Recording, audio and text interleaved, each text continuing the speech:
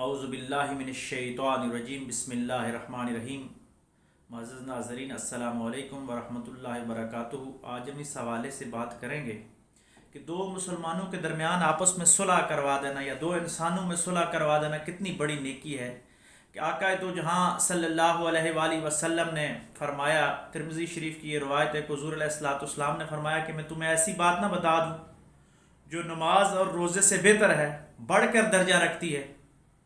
تو حضور علیہ الصلوۃ والصحابہ نے عرض کیا یا رسول اللہ صلی اللہ علیہ وسلم ضرور بتائیے۔ تو آقا علیہ الصلوۃ والسلام نے فرمایا جو شخص دو ناراض لوگوں میں صلح کروا دیتا ہے، ان ٹوٹے ہوئے تعلق کو جوڑ دیتا ہے، تو اللہ تبارک و تعالی نماز اور روزے سے بڑھ کر اس کو اجر عطا فرماتے ہیں۔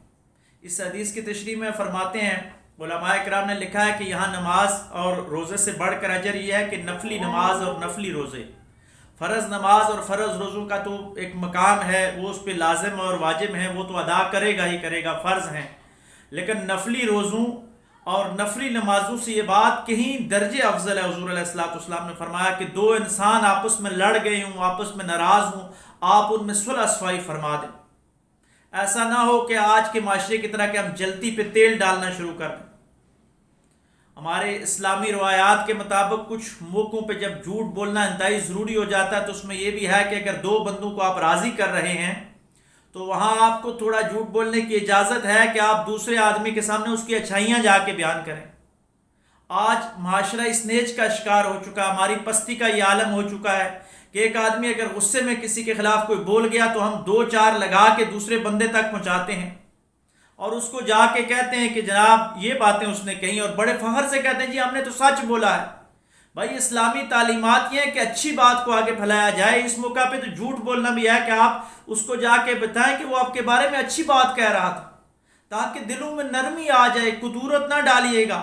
اور حضور علیہ الصلوۃ والسلام نے فرمایا کہ جو دو آدمیوں میں فساد ڈالتا ہے، یہ بھی ترمذی شریف کی حدیث ہے کہ آقا علیہ الصلوۃ والسلام نے فرمایا ہے کہ دو آدمیوں میں فساد ڈلوانا، تفرقہ ڈال دینا، آپس میں نفرت اور دشمنی ڈلوا دینا، یہ دین میں بربادی کا سبب بنتا ہے۔ یعنی جو آدمی ایسا کام کرتا ہے اس کا دین برباد ہو جاتا ہے۔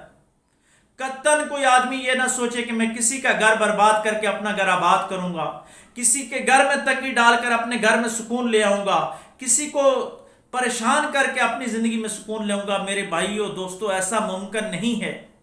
ہمیں لوگوں کو سکون دینا ہوگا، جس چیز کو اپنے لیے ضرورت ہو اس چیز کو تقسیم کرنا شروع کر دو۔ اگر آپ چاہتے ہو کہ آپ کے گھر میں سکون آئے تو آپ لوگوں کے گھروں میں سکون دینا شروع کر دو۔ اگر آپ چاہتے ہو کہ آپ کے معاشرے میں سکون آئے تو آپ دوسروں کے معاشروں میں سکون دینا شروع کر دو۔ جو چیز آپ تقسیم کرو گے اللہ تبارک و تعالیٰ اس کو کہیں زیادہ کر کے آپ کی طرف واپس لوٹا دے گا۔ لیکن ایسا نہیں ہے کہ ہم لوگوں کے گھروں میں فتنے ڈالیں، لوگوں کے آپس میں دشمنیاں بڑھائیں اور اپنے گھر میں ہم سکون کے طلبگار ہوں۔ ایسا ناممکن ہے اسلامی تعلیمات کے مطابق۔ حضور نبی کریم صلی اللہ علیہ وآلہ وسلم نے فرمایا، ابو موسیٰ اشعری کی روایت ہے کہ آقا علیہ الصلوۃ والسلام نے فرمایا کہ مسلمان کے لیے عمارت کی طرح ہوتا ہے۔ یعنی عمارت جو ہوتی ہے ایک اینٹ دوسری اینٹ کی مضبوطی کا سبب بنتی ہے، یوں آپس میں ملی ہوتی ہیں، ایک اینٹ بھی اگر نکل جائے تو وہ عمارت گر جاتی ہے، عمارت قائم نہیں رہتی۔ وہ بلڈنگ کے لیے اینٹوں کا ایک تسلسل ہوتا ہے۔ تو حضور علیہ الصلوۃ والسلام نے فرمایا کہ عمارت جس طرح مل کے ایک مضبوطی کا باعث بنتی ہے، اس طرح مسلمان کے لیے ہے، مومن کے لیے اس طرح ہے۔ اقبال نے کہا تھا نا کہ ہو تس کو کہتے ہیں کہ چبھے کانٹا جو کابل میں، تو ہندوستان کا ہر پیر و جواں بے تاب ہو جائے۔ تو ہمیں مسلمان کو آپس میں اس طرح شیر و شکر ہونا چاہیے، ایک دوسرے کے لیے عمارت کی طرح، اینٹوں کی طرح مضبوط ہو جانا چاہیے۔ اور حضور علیہ الصلوۃ والسلام کی ایک اور حدیث نعمان بن بشیر رضی اللہ تعالیٰ عنہ سے روایت ہے، متفق علیہ ہے یہ حدیث ہے کہ آقا علیہ الصلوۃ والسلام نے فرمایا کہ مسلمان آپس میں ایک جسم کی مانند ہے۔ اگر جسم کا کوئی ایک حصہ بھی تکلیف میں ہوتا ہے تو پورا جسم تکلیف میں ہوتا ہے۔ اگر آپ کی آنکھ درد کر رہی ہے، آنکھ میں تکلیف ہے تو پورا جسم اس میں سے ٹینشن میں ہے، تکلیف میں ہے۔ آپ کا دانت درد کر رہا ہے تو پورا جسم تکلیف میں ہے۔ آپ کے سر میں درد ہو رہا ہے تو پورا جسم تکلیف میں ہے۔ فرمایا مسلمانوں کا جو اخوت و بھائی چارہ ہے وہ اسی میں ہے کہ ایک مسلمان کو اگر تکلیف ہوتی ہے تو ساری انسانیت کرب میں آ جاتی ہے۔ ایک مسلمان کی تکلیف سانجھی ہوتی ہے، یعنی مومن کی یہ نشانی بتائی گئی ہے کہ وہ دوسرے کی تکلیف کو اپنی تکلیف سمجھتا ہے۔ اگر کسی کے گھر کھانا نہیں ہے تو اپنی بھوک آپ کو نظر آ جانی چاہیے، آپ اس کے گھر کھانے کا انتظام کر دیں۔ کسی کے بچے کی اگر فیس نہیں ہے تو ہمیں اپنے بچے کی فیس یاد آنی چاہیے، ہم اس کے سکول کی فیس کا انتظام کریں۔ کسی کے بچے کے پاس اگر کتابیں نہیں ہیں تو ہمیں ان کی کتابوں کا انتظام کرنا چاہیے۔ اگر کسی کی بچی کے ساتھ سر پہ چادر نہیں ہے تو ہمیں اپنی بچی کو سامنے رکھتے ہوئے اس کو اپنی بچی سمجھتے ہوئے اس کے سر پہ چادر رکھنی چاہیے۔ ہم لوگوں کی گھروں کی عزتوں کی حفاظت کرنے والے بن جائیں تو اللہ تبارک و تعالی ہمارے گھروں کی عزتوں کی حفاظت کرنا شروع کر دیں گے۔ ہم جو چیز دوسروں کے لیے پسند کریں گے اللہ تبارک و تعالی ہمارے لیے اس سے بڑھ کر وہ پسند کرے گا، ہمیں عطا فرمائے۔